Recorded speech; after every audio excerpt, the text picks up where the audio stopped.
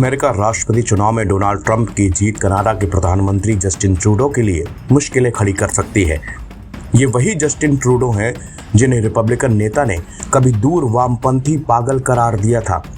विश्लेषकों और अर्थशास्त्रियों का कहना है कि व्हाइट हाउस में ट्रंप की वापसी से व्यापार विवाद बढ़ सकते हैं, जो कनाडा के लिए मंदी की वजह भी बन सकते हैं।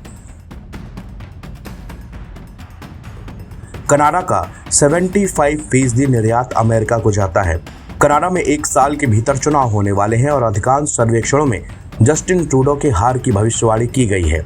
ऐसे में आइए कनाडा पर ट्रंप की जीत के मायने समझते हैं।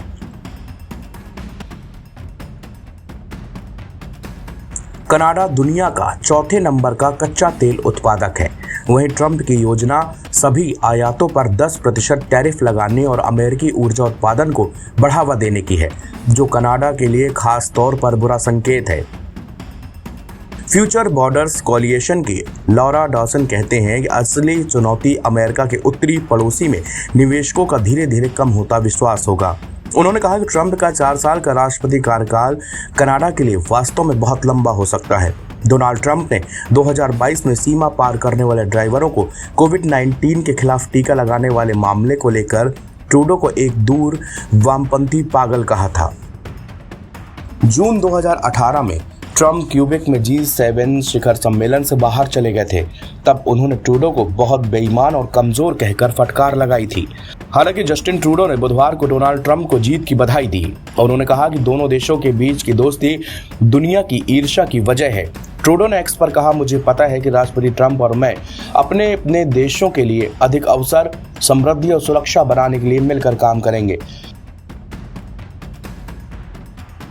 कनाडा में डोनाल्ड ट्रंप की जीत को लेकर किस तरह की घबराहट है, इसे इस बात से समझा जा सकता है कि बुधवार को वित्त मंत्री क्रिस्टिया फ्रीलैंड को कनाडाई लोगों को आश्वस्त करने की कोशिश करनी पड़ी। उन्होंने कहा, रात भर बहुत कनाडाई चिंतित और मैं कहना चाहती हूं कि कनाडा बिल्कुल ठीक रहेगा।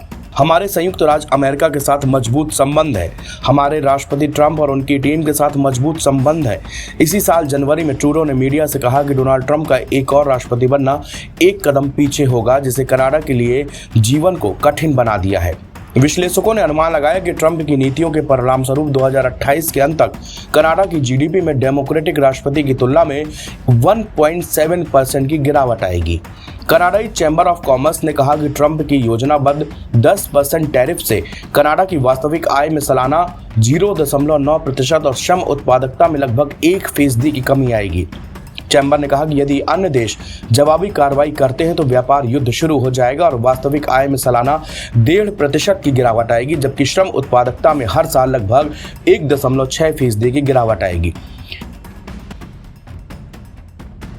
ट्रंप ने पहली बार 2017 में पद संभाला था और मैक्सिको और कनाडा के साथ त्रिपक्षीय व्यापार समझौते, उत्तरी अमेरिकी मुक्त व्यापार समझौते पर फिर से बातचीत करने की कसम खाई थी।